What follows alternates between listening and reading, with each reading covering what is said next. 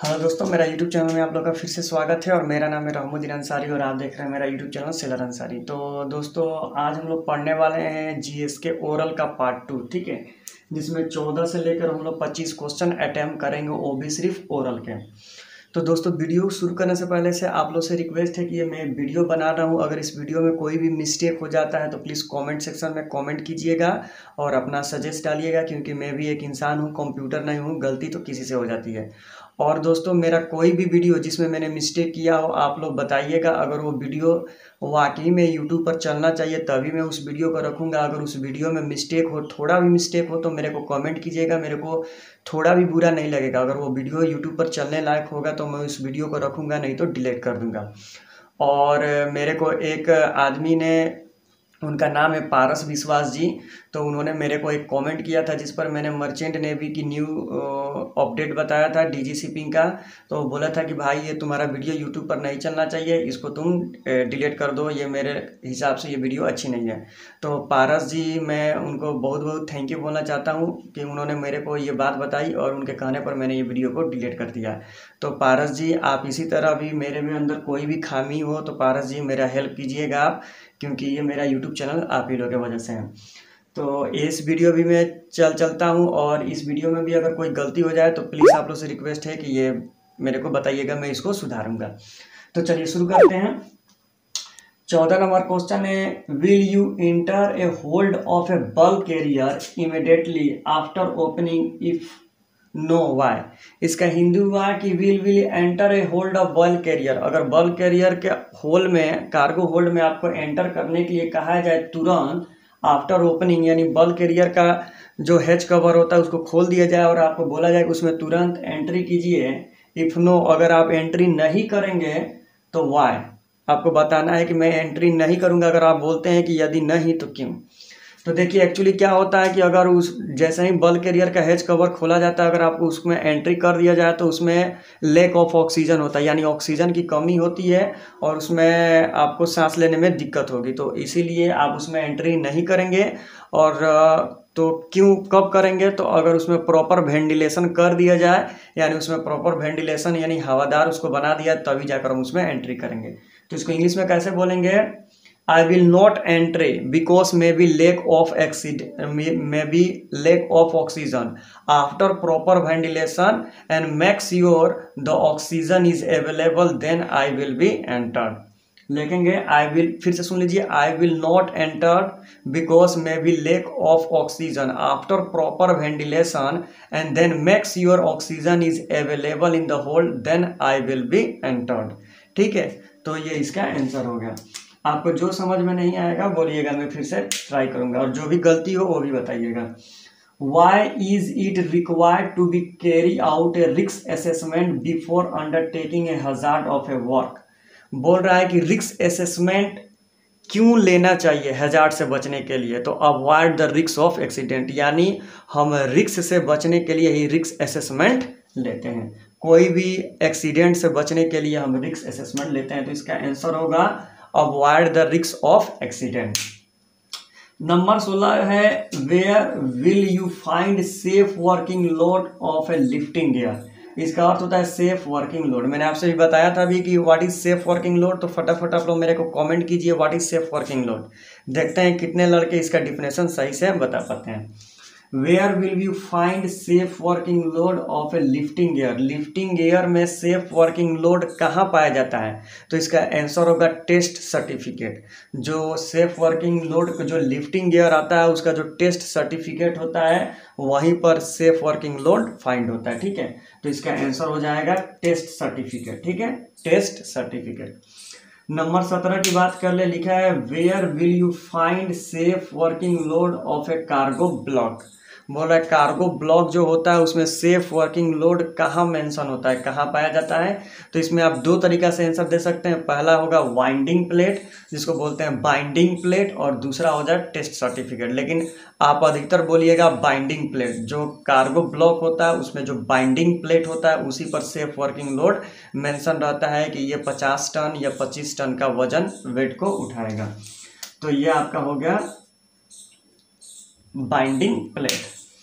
तो दोस्तों safe working load का आपने डिफिनेशन दिया, तो नहीं दिया तो मैं आपको देता हूँ। Safe working load is the maximum weight which can be carried safely. ठीक है, safe working load is a maximum weight can be carried और कैन बी लिफ्टेड सेफली। ठीक है, नंबर 18 की बात कर लें। नंबर 18 क्वेश्चन है व्हाट इज मार्पोल। मार्पोल बहुत है, मार्पोल एक चैप्टर ही है। ठीक है, मेरे सर जो बताते थे कि मार्पोल का क्या है, एक किताब ही होता है, उसमें पॉल्यूशन से रिलेटेड चीज़ पढ़ाया जाता है। तो व्हाट इज मार्पोल, मार्पोल क्या है। ठीक है, यानी मार्पोल का पूरा नाम आपको बताना है। ठीक है, व्हाट इज मार्पोल। देखिए दो टाइप का क्वेश्चन है, व्हाट इज मार्पोल अगर पूछेगा मार्पोल क्या है तो मार्पोल का फुल फॉर्म बताना है। What is the function of MARPOL, MARPOL के बारे में अब क्या जानते हैं तब इसके बारे में पूरा डिफिनेशन बताना है। तो सबसे पहले हम लोग पढ़ लेते हैं what is MARPOL.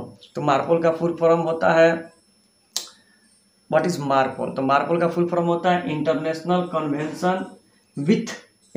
Convention for prevention of pollution from ship. देखिए कितना होगा, international convention for pollution from ship, international convention for pollution from ship, international convention for pollution from ship. ठीक है, इतना मार्पोल का फुल फॉर्म होता है, international convention for prevention, international convention for prevention of pollution from ship, international convention for prevention of pollution from ship, for of from याद रखिएगा, international convention for pollution from of ship.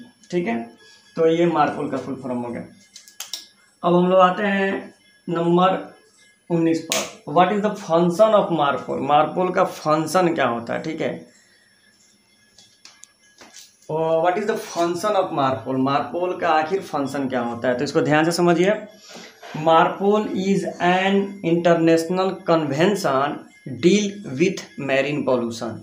MARPOL is international convention deal with marine pollution, यानी जो marine से related जो भी pollution होता है, यानी समुद्र से रिलेटेड जो भी पॉल्यूशन होता है, इसमें ये मार्पोल फंक्शन में डील किया जाता है। ठीक है, international convention for pollution from ship. तो अब नंबर 20 पर चलते हैं। पूछा है व्हाट इज द कन्वेंशन, आखिर ये कन्वेंशन होता है क्या है। ठीक है, कन्वेंशन देखिए मैं आपको बताता हूँ कन्वेंशन होता क्या है। तो कन्वेंशन होता है दो आदमियों के बीच जो समझौता होता है उसी को बोलते हैं कन्वेंशन, या दो टीमों के बीच यानी दो के बीच जो समझौता होता है उसी को बोलते हैं convention. What is the convention, convention होता क्या है। ठीक है, व्हाट इज द कन्वेंशन, सबसे पहले आप लोग जानने की कोशिश कीजिए कि जब दो आदमियों के बीच जो हम लोग साझा करते हैं उसी को हम लोग शॉर्टकट में क्या बोलते हैं, तो कन्वेंशन बोलते हैं। ठीक है, convention is the agreement between IMO member regarding any particular issue. Convention is agreement between IMO member regarding particular issue. ठीक है, ये कन्वेंशन का डिफरेंट हुआ, यानी IMO के बीच जो एग्रीमेंट होता है उसी को क्या बोलते हैं, कन्वेंशन बोलते हैं। और दोस्तों मार्पोल का मैंने आपको फुल फॉर्म तो बता ही दिया था, international convention for prevention of pollution from ship. फिर से सुन लीजिए मार्पोल का full form, international convention for prevention of pollution from ship. ठीक है, ये मार्पोल का मैं फुल फॉर्म आपको बार बार इसलिए बोल रहा हूँ क्योंकि ये सर्वेयर बहुत पूछता है। ठीक है, सर्वेयर जो भी आएंगे सर्वेयर सर आपसे ये मार्पोल का फुल फॉर्म बार बार पूछेंगे, international convention for prevention pollution from ship. ठीक है, मैंने आपको बता दिया what is the convention, convention is agreement between IMO member regarding particular issue. अब 20A की बात कर लें, नेम द 4 इम्पोर्टेंट कन्वेंशन, माने कौन सा 4 इम्पोर्टेंट कन्वेंशन है जिसको IMO का पिलर कहा जाता है। ठीक है, एक घर होता है तो उसका 4 पिलर होता है, उसी प्रकार IMO जो इंटरनेशनल मैरीटाइम ऑर्गेनाइजेशन है उसका भी 4 नेव है, तो उस चारों नेव का आपको नाम बताना है। ठीक है, तो लाइन से बताना पड़ेगा आपको। सबसे पहले होता है SOLAS, safety of life at sea. उसके बाद आपका होता है मार्पोल, ठीक है। सोलास के बाद 2 नंबर पर आता है मार्पोल, यानी international convention for prevention of pollution from ship. उसके बाद तीसरा नंबर होता है STCW कन्वेंशन, यानी certificate standard training certification of A watch keeping. उसके बाद आपका होता है MLC कन्वेंशन, यानी मैरीटाइम लेबर कन्वेंशन, ठीक है। तो ये आपका 4 IMO का पिलर है, जिसको 4 इंपॉर्टेंट कन्वेंशन बोलते हैं। सबसे पहले जो आपका आता है उसको बोलते हैं सोलास, उसके बाद बोलते हैं मार्पोल, उसके बाद बोलते हैं STCW, उसके बाद बोलते हैं MLC, ठीक है, याद रखिएगा MLC। तो ये आपका 4 कन्वेंशन मैंने आपको बता दिया। अब क्वेश्चन नंबर 21 है, how is the garbage generated on the board handled by the crew. बोल रहा है कि जो आपके बोर्ड पर शिप पर जो गार्बेज जनरेट होता है उसको कैसे हैंडलेट किया जाता है, माने उसको कैसे रखा जाता है। तो ये थोड़ा डिफिनेशन बड़ा है, फिर भी मैं आपको ट्राई करूंगा कि सुनाऊं। Garbage is the generate from the different part of a ship, then garbage is collect from the garbage drum, and garbage drum is the generally kept of the pop deck or quarter deck. Then some garbage is retained and then some garbage is disposed. Rule regulation of MARPOL, यानी जो हमारे ship से garbage निकलता है उसको हम लोग क्या करते हैं, तो अलग अलग कैटेगरी में सेग्रीगेटेड करके अलग अलग गार्बेज ड्रम में रखते हैं। और गार्बेज ड्रम में रखने के बाद जो गार्बेज देने लायक हो उसे पोर्ट अथॉरिटी यानी पोर्ट में जाकर दे देते हैं, और जो गार्बेज डिस्पोजल करने होता है उसको डिस्पोज यानी नष्ट कर दिया जाता है मार्पोल के रूल रेगुलेशन के अनुसार। तो इसको इसी तरह बोल रहा है, garbage is collect from the different part of a ship and segregated in a category wise, and some garbage is retained on the board और some garbage is dispose as rule regulation of MARPOL, ठीक है। Number 22 की बात कर ले, tell 2 works on the mast which will require you to climb. बोल रहा है कि 2 ऐसे वर्क का नाम बताइए जो आप चढ़कर मास्ट पर करते हैं, ठीक है। 2 ऐसे वर्क का नाम बताइए। तो पहला वर्क है चेंज द नेविगेशन लाइट। अगर मास्ट पर नेविगेशन लाइट काम नहीं कर रहा है तो उसे आप चेंज करेंगे, change the navigation light. Chipping painting for mast, दूसरा है कि चिपिंग पेंटिंग फॉर मास्ट, और पहला है चेंज द नेविगेशन लाइट। तो ये आपका 2 काम होगा, चेंज द नेविगेशन लाइट और चिपिंग पेंटिंग मास्ट। नंबर दोस्तों 23 की बात कर लें, what PPE will be wear for climbing the mast. बोल रहा है कि अगर मास्ट पर आप क्लाइंबिंग कर रहे हैं तो कौन सा PPE आप पहनकर जाएंगे। मास्ट पर अगर आप ऊपर चढ़ रहे हैं तो कौन कौन सा PPE आप पहन के जाएंगे। तो सेफ्टी हेलमेट पहनेंगे, safety shoes, boiler suit, safety hand gloves, उसके बाद safety harness with life line, जो इस तरह पहना जाता है। और ये आपको चीज़ें पहननी है, ठीक है। सेफ्टी हेलमेट, सेफ्टी शू, बॉयलर सूट, उसके बाद सेफ्टी गॉगल्स, उसके बाद आपका सेफ्टी हैंड ग्लव्स, उसके बाद safety harness with life line. Safety harness with life line बोलना बहुत ज़रूरी है, ठीक है, क्योंकि उसके बिना हम लोग नहीं चलेंगे।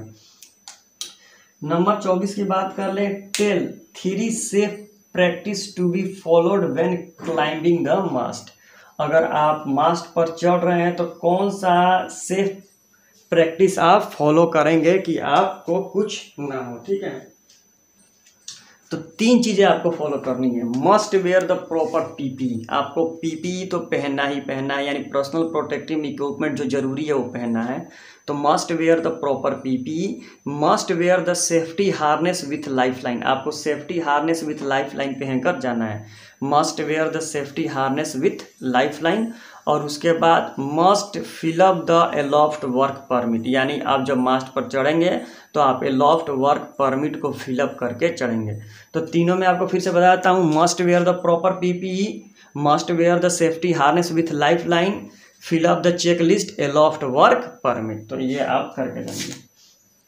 नंबर 25 की बात कर रहा है, what is safety harness. Safety harness होता क्या है। मैंने आपको दिखाया था कि सेफ्टी हार्नेस इस तरह पहन लेते हैं और उसके बाद उसमें सेफ्टी क्लिप होता है, इसको लगा के चढ़ते हैं। तो safety harness is protective equipment design to prevent a person for falling.